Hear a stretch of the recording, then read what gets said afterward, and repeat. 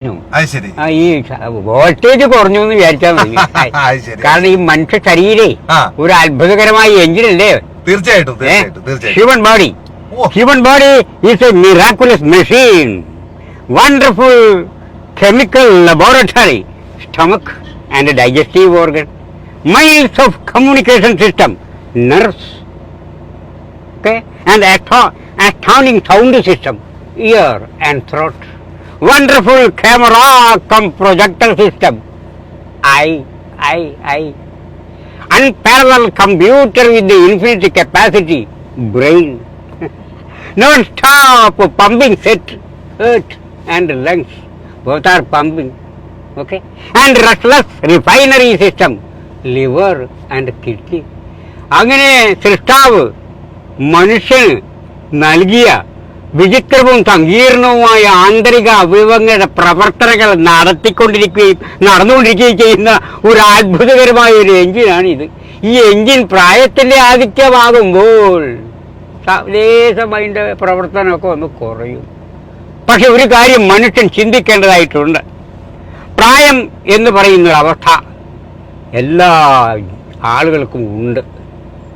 ഇന്നലകളുടെ സായാഹ്നസന്ധ്യകളിൽ നിദ്രയില്ലാത്ത രാത്രികളും വിശ്രമമില്ലാത്ത പകലുകളും മക്കൾക്കായി ഹോമിച്ച് മക്കളെ മെച്ചപ്പെട്ട ഭൗതിക സാഹചര്യത്തിലേക്ക് എത്തിച്ചു കഴിഞ്ഞാൽ മാതാപിതാക്കളെ വൃദ്ധസദനത്തിലേക്ക് എത്തിച്ചുകൊണ്ടിരിക്കുന്ന ഒരു സാംസ്കാരിക ചുതിയിലാണ് ഇന്നത്തെ അത്യന്താധുനിക സമൂഹം.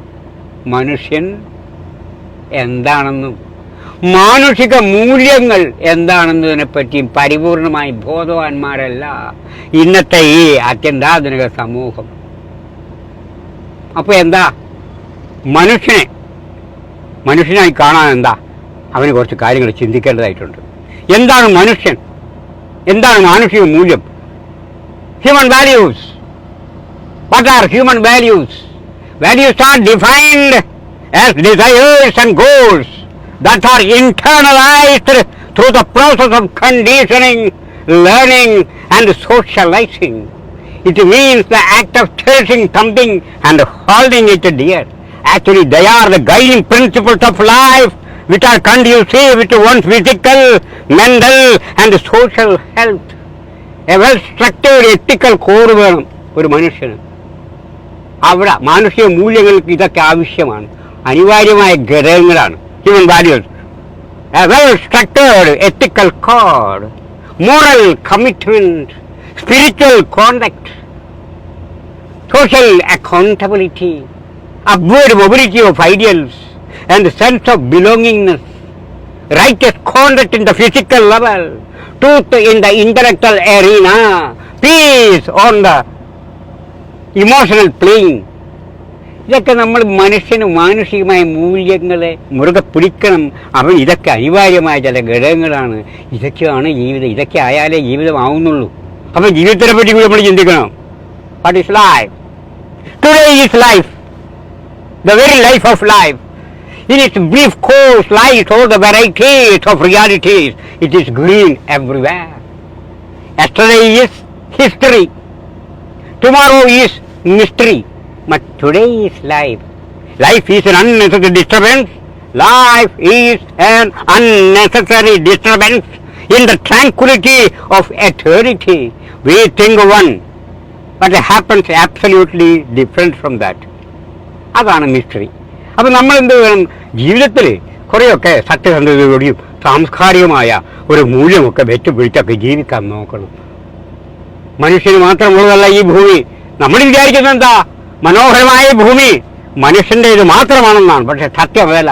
ഇതിലെ പറക്കുന്ന ചിത്രശലഭത്തിനും ഇന്നലെ വിരുന്നുണ്ടുപോയ ദേശാടന കിളികൾക്കും പാപം പറവകൾക്കും PT7-നും അരിക്കൊമ്പനും അങ്ങനെ നരിക്കൂ എലിക്കൂ അരിക്കൂ എല്ലാറ്റിനും തുല്യാവകാശമുള്ള ഒരു സംഗതിയാണ്, ഒരു സംഭവമാണ് ഈ ഭൂമി.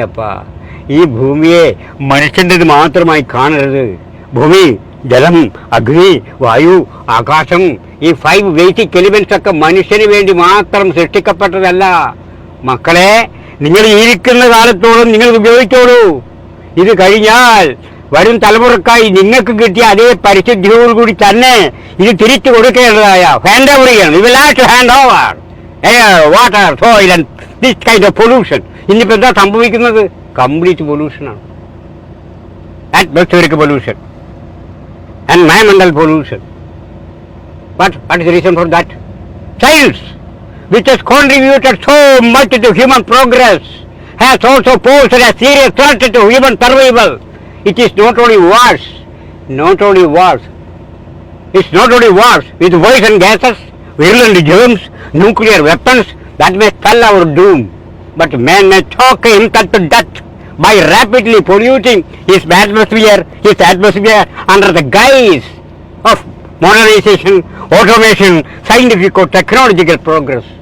We have been warned that if the current rate of air, water, soil pollution continues, the biological rhythm on the earth will be seriously upset, leading to the gradual extinction of mankind. So environmental scientists and enlightened statesmen all over the world are today seriously concerned over man's misuse and abuse of nature and his deliberate fouling of the atmosphere. അപ്പം നമ്മൾ മനുഷ്യരാണ്, സ്നേഹത്തോടുകൂടി കഴിയുക.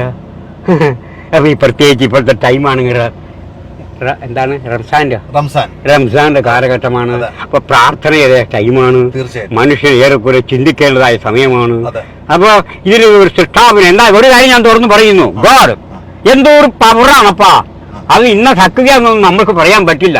There is a cosmic power in the world which governs the microcosm and macrocosm. ഈ അഖിലാണ്ടത്തെയും ബ്രഹ്മാണ്ടത്തെയും നിയന്ത്രിക്കുന്ന ഒരു ശക്തിയുണ്ട്. അതാണ് കോസ്മിക് പവർ. അത് നമുക്കൊക്കെ ഉണ്ട് ഒരു കോസ്മിക് സോള്. അപ്പൊ ഈ കോസ്മിക് സോളിനെ നിയന്ത്രിക്കുന്ന ഒരു പവറാണ് കോസ്മിക് പവർ. അതാണ് ഗോഡ്. എന്താണ് ഗോഡ്? ഗോഡിന്റെ സ്പെല്ലിംഗ് ഒന്ന് ചിന്തിച്ചു നോക്കൂ. GOD, God. ജി എന്താണ്? ജി ഫോർ ജനറേറ്റർ, സൃഷ്ടാവ്, ഉണ്ടാക്കുന്ന ആള്. ജനറേറ്റീവ് പവറൊക്കെ കേട്ടില്ലേ? അപ്പൊ ജി ഫോർ ജനറേറ്റർ. പിന്നെ അടുത്ത് വരുന്നത് എന്താണ്? ഓ ഫോർ ഓപ്പറേറ്റർ. സൃഷ്ടിച്ചാൽ പോരാ, അതിനെ ഓപ്പറേറ്റ് ചെയ്യാൻ പരിപാലിക്കാരൊരാൾ വേണം. അപ്പൊ G for generator, O for operator and D for destructor, നശിപ്പിക്കുന്ന ആള്. അപ്പൊ സൃഷ്ടിക്കുക, പരിപാലിക്കുക, നശിപ്പിക്കുക, ഈ 3 പ്രക്രിയകളും അവിരാമമായി നടന്നുകൊണ്ടിരിക്കുകയാണ് ഈ പ്രപഞ്ചത്തിൽ നടക്കുന്നുണ്ട്. അപ്പൊ ഇതിനെ നിയന്ത്രിക്കുന്ന ഒരു ശക്തി ഇല്ല എന്ന് നിഷേധിക്കാനൊന്നും ഞാനില്ല. ഞാനിങ്ങനെയൊക്കെ ജീവിച്ചു പോകുന്നു. എനിക്ക് ദൈവത്തിൽ വിശ്വാസമുണ്ട്, അത്രമാത്രം. ഇനി വേറൊന്നുകൂടി പറയുന്നു. അപ്പൊ സംസ്കാരത്തിനെ പറ്റി പറയുകയാണെങ്കിൽ അതൊരു നിർവചനമുണ്ട്. ഇന്നിപ്പോൾ സാംസ്കാരികമായി വലിയ അപചയമാണ്. ഓക്കെ, വളരെ വളരെ പരാജയമാണ്. സ്നേഹമില്ല. എന്താണ് സ്നേഹം എന്ന് പോലും നമ്മൾ ചിന്തിക്കുന്നില്ല. സ്നേഹത്തിന് കുറേ രൂപാന്തരങ്ങളുണ്ട്. ഭാര്യയെ സ്നേഹിക്കുമ്പോൾ അനുരാഗം, സഹോദരിയെ സ്നേഹിക്കുമ്പോൾ വാത്സല്യം, മാതാപിതാക്കളെ സ്നേഹിക്കുമ്പോൾ ഭയം, ബഹുമാനം, ഈശ്വരൻ പടച്ചവൻ സ്നേഹിക്കുമ്പോൾ ഭക്തി, മറ്റൊരു പെൺകുട്ടിയെ പഠിക്കുന്ന കോളേജിലും ക്ലാസ് റൂമിലൊക്കെ സ്നേഹിക്കാൻ നോക്കുമ്പോൾ അത് പ്രേമം. പക്ഷെ എല്ലാം സ്നേഹമാണ് മക്കളെ. ആള് മാറുമ്പോൾ ഇതിന്റെ രൂപം മാറുന്നു. അവിടെയാ രസം. അപ്പൊ അതിലോട്ടൊരു മോഡിഫിക്കേഷൻ ലവ് ഉണ്ട്. അപ്പൊ ആ ലവിനെ നമ്മൾ മനസ്സിലാക്കണം. അവിടെയാണ് രസം. ലവ് എപ്പോഴും പരിശുദ്ധമായിരിക്കണം. റിലൻഡ്ലെസ് ലവ് ആയിരിക്കണം. റിലൻഡ്ലെസ് ലവ് നിഷ്കാമകർമ്മം എന്ന് പറയും നമ്മൾ. അതായത് ഇന്നിപ്പോൾ ഒരാൾ സ്നേഹിക്കുന്നത് സ്നേഹം എന്തെങ്കിലും കിട്ടാൻ വേണ്ടി പ്രദർശിപ്പിക്കുന്ന ആ സംഗതിയല്ല സ്നേഹം. അവിടെയാണ് കുഴപ്പം പറ്റുന്നത്. അതുകൊണ്ട് നമ്മൾ വളരെയധികം ശ്രദ്ധയോടുകൂടി ജീവിക്കാൻ നോക്കുക. അപ്പം പ്രാർത്ഥന കാര്യങ്ങളൊക്കെ ടൈം ആയതുകൊണ്ട് ഞാൻ കൂടുതൽ ഇതിനെപ്പറ്റി ആധികാരികമായി സംസാരിക്കാനുള്ള വലിയ അറിവൊന്നുള്ള ആളൊന്നുമല്ല. ഞാനൊരു ചെറിയ മനുഷ്യനാണ്. യാദർച്ഛ്യമായി എന്നെ ഇങ്ങനെ കണ്ടുപോകുന്ന വൈക്കിൽ. അപ്പം മുമ്പ് ഞങ്ങൾ കണ്ടാൽ സംസാരിക്കാറുണ്ട്. ഇപ്പം കണ്ടപ്പോഴും ഇങ്ങനെ സംസാരിക്കാൻ പിടിക്ക് തോന്നി എന്നെ വിളിച്ചു. അങ്ങനെയൊക്കെ സംസാരിക്കുന്നു. അത്രമാത്രം എന്തെങ്കിലും തെറ്റുക മറ്റോ എന്തെങ്കിലും സംഭവിച്ചിട്ടുണ്ടെങ്കിൽ എന്നോട് ക്ഷമിക്കുക. കാലം വളരെ മോശമാണ്. അപ്പോൾ മനുഷ്യനെ നയിക്കുന്നത് അടിസ്ഥാന പ്രേരണകളാണ്. മനുഷ്യന്റെ ജന്മവാസനകൾ രതിയും മൃതിയുമാണ്. രതി സഹകരണത്തിൻ്റെതാണ്, മൃതി വിനാശത്തിൻ്റെതാണ്. മനുഷ്യരുടെ സഹകരണബോധവും ആക്രമണവാസനയും തമ്മിൽ അനസ്യൂതം അരങ്ങേറിക്കൊണ്ടിരിക്കുന്ന ഒരു സംഘട്ടനത്തിൽ നിന്ന് ഉരുത്തിരിയുന്നതാണ് സംസ്കാരം. ആ സംസ്കാരം പാടെ നശിച്ചു പോകുന്നൊരവസ്ഥയിലേക്ക് നിർഭാഗ്യകരമായി നമ്മൾ ചെന്ന് എത്തുകയാണോ എന്ന് സംശയിച്ചു പോകുന്നതിൽ തെറ്റുണ്ടോ എന്ന് എനിക്കറിയില്ല.